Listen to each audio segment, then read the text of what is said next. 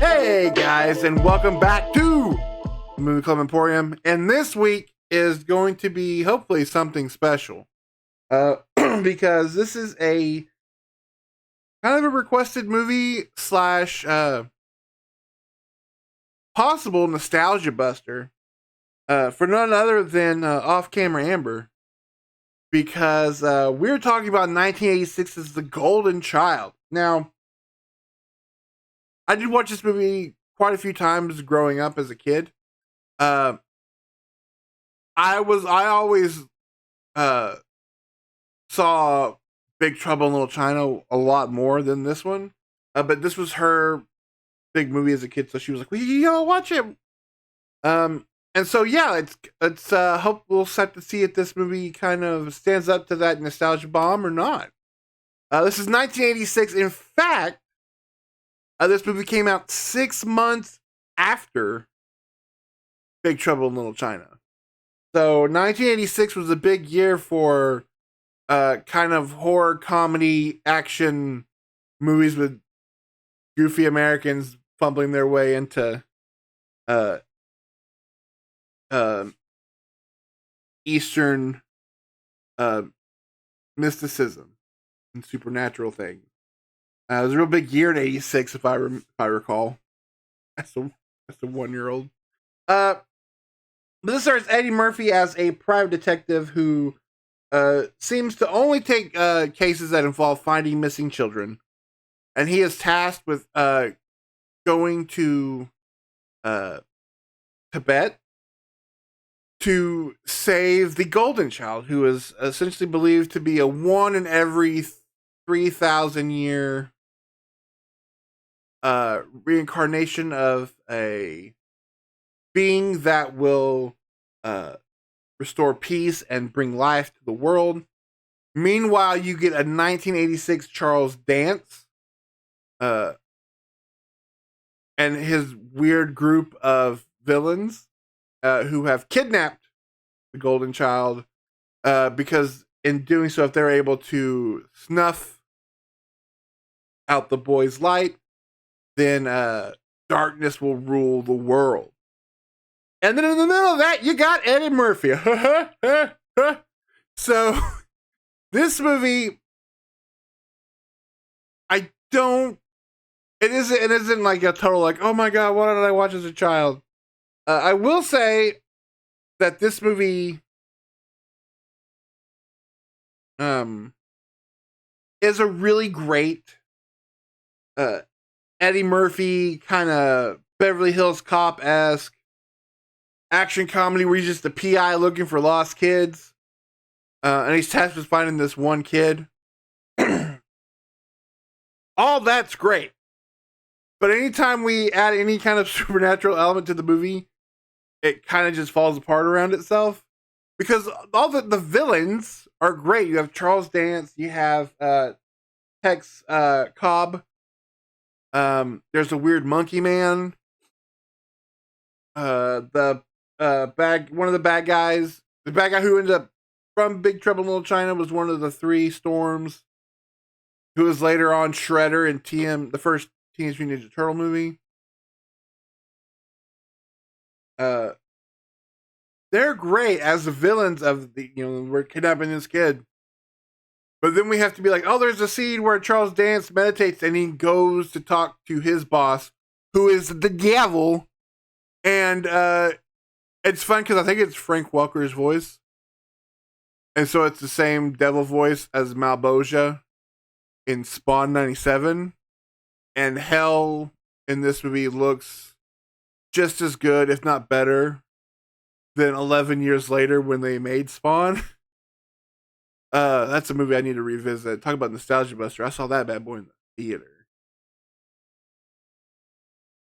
But nevertheless, and then at the end, spoilers for this almost 30-year-old movie.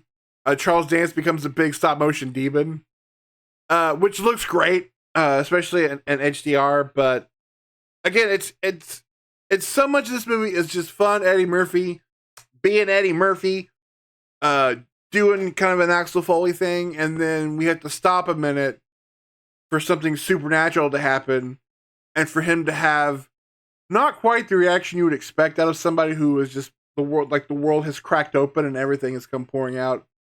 Where he's just like, big snake lady. Oh well, here, okay. Yep.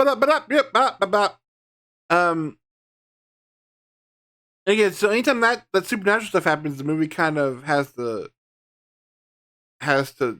like stop, and then we get back into the Eddie Murphy movie. And what it does is, so this movie, how it hurts the movie is we spend an hour and 10 minutes of this hour 30-minute movie. So an hour and 10 is just an Eddie Murphy. He's just Axel Foleying his way through this plot of kidnapped kid, rescuing kidnapped kid, getting the tools he needs to save kidnapped kid, finding kidnapped kid, saving kidnapped kid. And then then there's 10 minutes of peppering in all the supernatural elements of the film, instead of, expanding on that stuff. And then we spend another 5 minutes, like,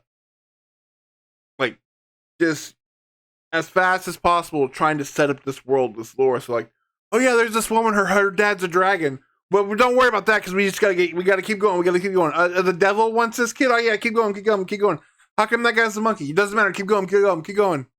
And then the last 5 minutes of the movie are when we just like, we gotta take all this lore we've built up, the supernatural elements of this movie, and this almost completely other Eddie Murphy movie, and just crash them into each other until we get to the credits. But again, having said all that, and it sounds negative, it's still a really fun watch, and it did hold up to kind of how I felt it would, as somebody who did watch it as a kid. Still, there's a scene where they put blood in the kid's oatmeal, which is kind of ruined those oatmeal swirls. I don't know if you remember oatmeal swirls. It was a thing when I was a kid and we never got it because you couldn't eat sugar at breakfast. But it was oatmeal, and then you put like a jelly in it that you could like swirl into it. That's what it always reminds me of. Even as a kid, I was like, oh. The part where he eats leaves to survive. And the I want the knife, please. That scene's still great. It's nice to see Egg Shen pop up in this movie as well, and James Hong, because there were only so many Asian actors in the 80s. They had to be in everything. And again, the effects are fun, whether it's the stop motion stuff of like the dragon snake lady, or Charles Dance becoming the Diablo. All that's great. There's like I said, the stuff with when he goes to hell looks as good as it would 11 years later in a big Hollywood superhero movie from 97. So I actually really did enjoy revisiting this movie. We showed it to Ashton. I'm pretty sure he liked it. Again, it's kind of one of those things where if you grew up with this movie, you're gonna have a lot of love for this movie. This would be one I would be interested in maybe seeing a remake of, and kind of really like you get maybe like the actor, instead of it being an Eddie Murphy vehicle. Which is another thing. This is the only other like Eddie Murphy supernatural movie, I mean, besides the haunted house, or the Disney haunted house or whatever, haunted mansion, where Eddie Murphy's kind of miscast in his own vehicle. Because I feel that way about Vampire in Brooklyn. Because you have this pretty serious vampire movie directed by Wes Craven, and Eddie Murphy he's doing this Caribbean accent, playing a Caribbean vampire who's looking for love. I mean, it's Angela Bassett, so at least he's looking in the right places. Am I right? Yeah, he just doesn't fit. Eddie Murphy doesn't work. The Eddie Murphy character doesn't work in the supernatural world. But I did really enjoy rewatching this, and I will tell you this: coming up here in the next few weeks, I only give as good as I get. So, we will be doing a nostalgia buster for a movie for me as a child, a movie that I absolutely to this day adore, even though I haven't probably seen it in 20 years. So that movie will also be put under the nostalgia bomb microscope. But a couple things next week. It won't be next week because we're talking about a legit great horror movie. Spoilers. But also, that's on Sunday. Saturday, this coming Saturday, is our next hangout live on Twitch. Twitch.tv/The Movie-Club Emporium. And you should come because Nick and I are finally breaking down. Everybody's done their best of and worst of lists, and they've given their opinions.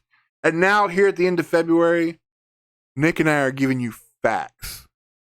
Because we're doing our top 10 best and worst of 2023.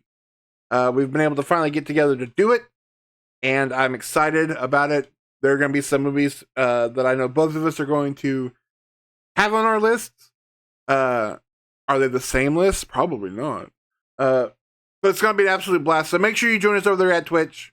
Twitch.tv/The Movie-Club Emporium on the 24th, next Saturday, or this coming Saturday. We're doing our best and worst of 2023, and it's going to be super fun. So until then, go home and watch watch Beverly Hills Cop. Because it's kind of just like the perfect Eddie Murphy movie. Or go watch The Golden Child. It's fun. See if you remember it. And I'll never not tell you to go watch Big Trouble in Little China.